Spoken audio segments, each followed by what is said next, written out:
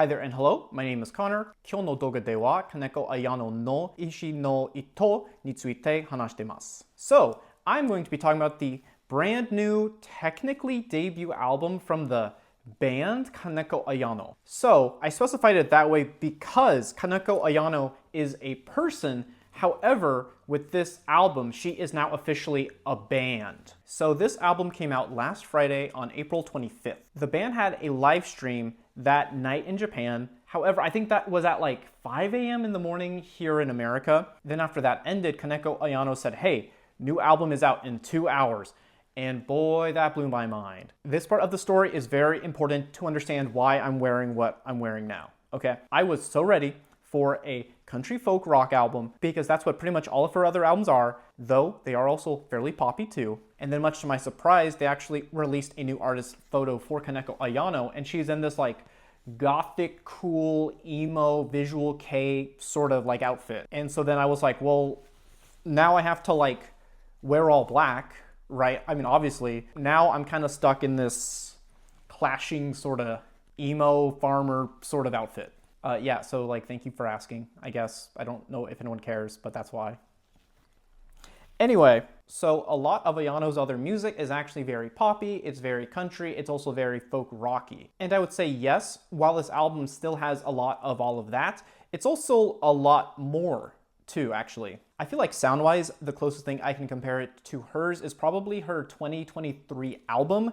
And I mean, that's also her most recent album, so I guess that kind of makes sense why it is so similar. However, this album here is a lot more like hard rock, classic rock, almost noise rock too. And I really like that direction for the band.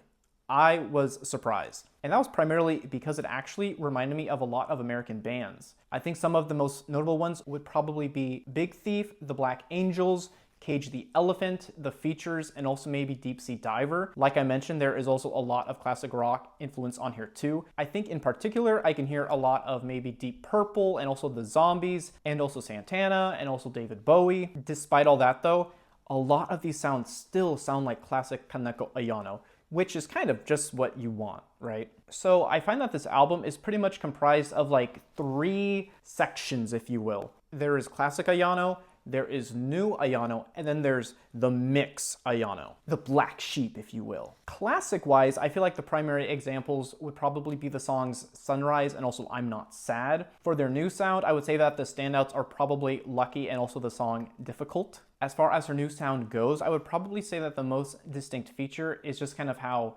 edgy they sound, and they've got a lot of, I guess, bite to them as well. For that sort of mix section, I would say that the songs Waltz and also Noise are sort of like the perfect in-between. Like I mentioned earlier, they also contain sort of elements of noise rock too, which I'm all here for. I think that's an awesome sound for Kaneko Ayano, because at least for me, that kind of came out of nowhere, and I was pleasantly surprised. So you might be wondering, what's the catalyst for all of this change?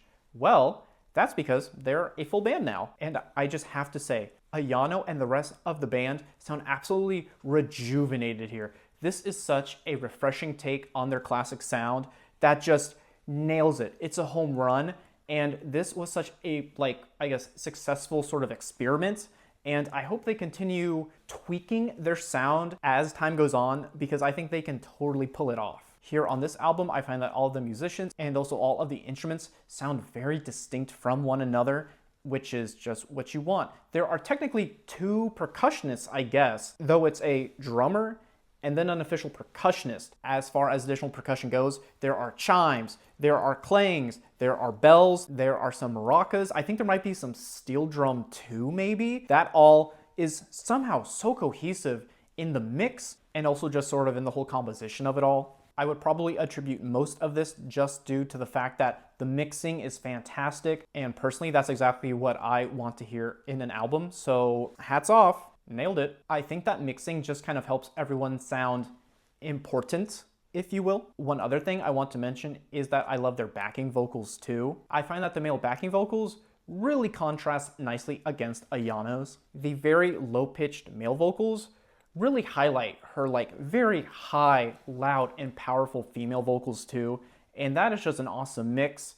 And they aren't particularly on the same like key, but there's just something about it where they are just so complimentary, and I love hearing it. These backing vocals are sort of everywhere, but they're never too much, I suppose. I think my favorite examples of this on the album are probably on the songs Noise and also Difficult, I would say. And oh my god, I have to yap about the instrumentation here too. I just have to. Some of the instrumentation on these songs are like so small, and then some are like big and overwhelming and sweltering. There is a ton of variation here, and it all sounds fantastic. There is just a real pastiche of sounds on this album in general, and I love it. And so of course, speaking of vocals, Ayano sounds amazing across this entire album. Songs such as I'm Not Sad have her sounding like powerful. She has never sounded better in like her whole life. I truly think this is a career high for her. Her lyricism and her songwriting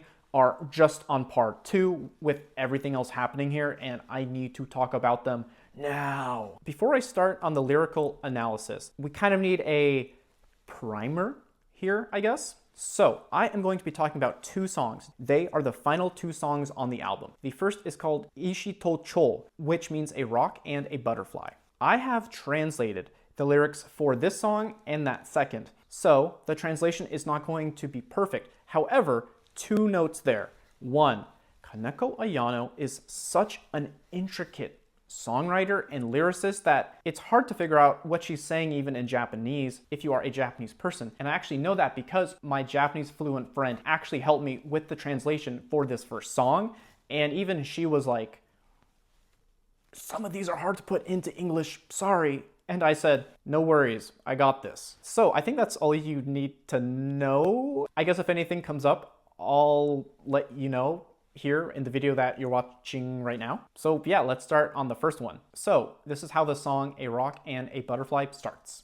I hate it. I hate the idea of you. I'll leave you with this answer for why.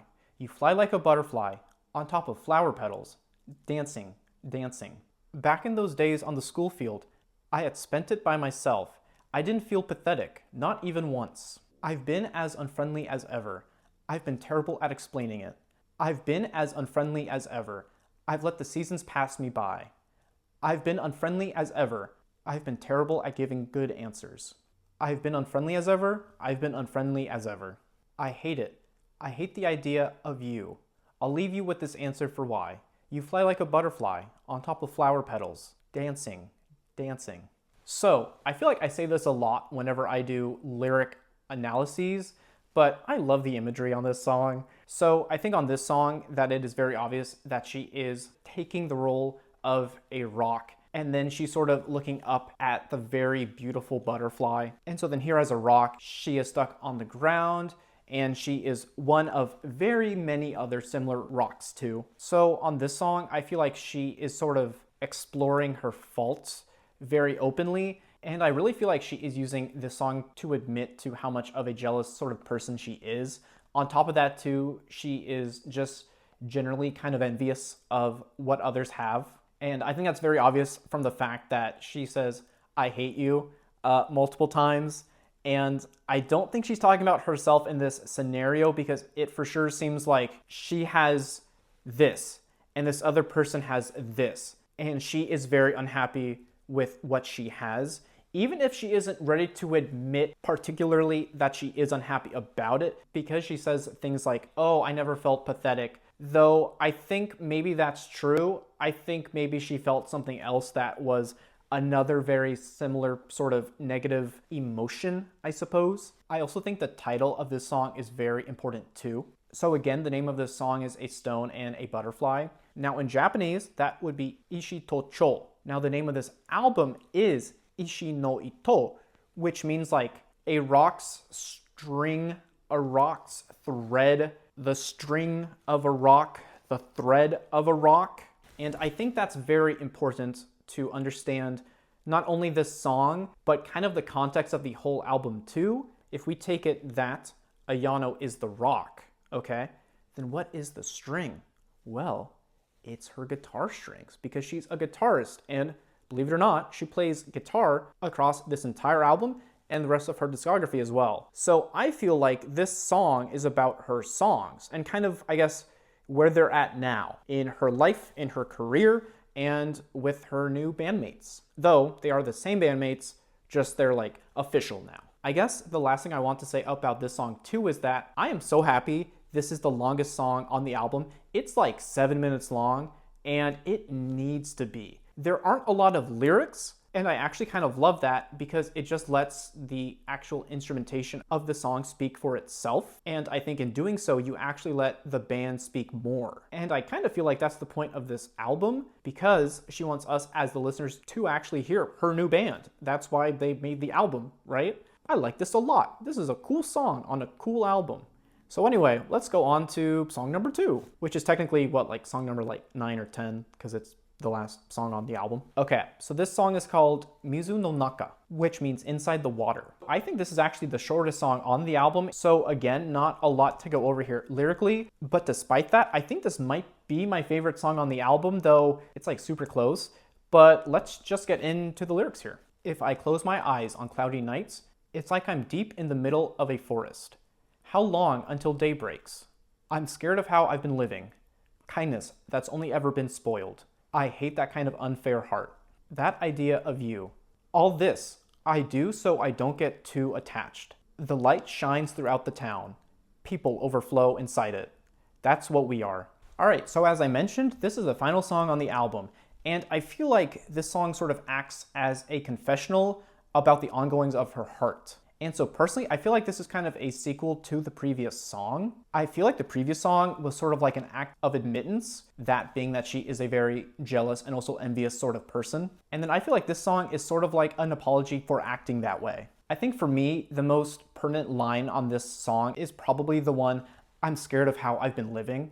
I feel like that's not a very easy thing to admit, whether it's in an art form like song or like otherwise. And so going back to the title of the song for this one, I feel like there is some very obvious imagery of like her heart being submerged in like deep, murky water. And then I also sort of interpret it as the following. So I have it written down because I thought it sounded awesome and I did not want to forget. So it's almost as if any small movement of her heart makes noticeable ripples in the surface, which she is desperately trying to hide. I am also very hung up on the final verse of this song too. All this I do so I don't get too attached. I really feel like this album is just kind of her admitting all of her faults. And so to me, it sounds like she feels like she isn't worthy of other people. And so for that reason, it's almost as though she is attempting to actually scare them off for their benefit as well as her own. And then there's also the following lines, the light shines throughout the town, people overflow inside it. So it sounds like to me that her method of self-isolation just never really works out, and that people enter her life regardless. And then of course, I think this also goes back to the line, I'm scared of how I've been living, just because she is so closed off from other people. So yeah, I think this is like the perfect closing song. I love the extremely sparse instrumentation, and then I also find that everyone is really giving Ayano space to kind of say this very last bit on the album. And then I think the perfect moment on this album happens, right? That final line, this is what we are. This has been a entirely solo sung song for Ayano up until this point. When they say this, the whole band sings it. That's art, baby. So this album has been out for less than a week. I have listened to it, I'm not lying, maybe like 30 times. And so it's at this point that I think I can pretty surely say that this album is like everything I wanted, but also like none of what I expected. And also I should probably admit this, I like her music, I always have. I've never really considered myself a fan, though Sansan, my favorite album. It's awesome, it's so cool, love everything about it, okay? I still wouldn't really call myself like a fan of hers. I like her music, I've just never really gotten into it all too much. Though again, love Sansan, always have. And so for that reason, I wasn't really prepared to like this as much as I do. I feel like if you have been turned off in the past by how her music is like very pop folk, I would still say you should give this a try. And I think that's because it leans much more into alternative, hard, and classic rock, and also like noise rock too, as I mentioned. As I listened to this album the first few times, I was like, it's okay. It started as a 6, and then it turned into a 7, and then it turned into an 8, and then it turned into a 9. I don't know if it's because of the instrumentation or the songwriting. There is just something that makes me keep coming back to it. It feels like I'm not done listening to it even when I finish it. and I don't know what that is. And so I don't want to say that this album is perfect, but at the same time, I can't find anything wrong with it whatsoever. And I like it a lot, I just don't know why, and I hope to find out maybe by like listen 40, but I don't know. What I can say for sure though is that I don't think this album is a 6 or a 7 or an 8. I think it is for sure a 9 and likely a 10. That's why I'm giving it a 10 out of 10. Even though I'm a little reluctant to because I've given out like 3 other 10s this month alone.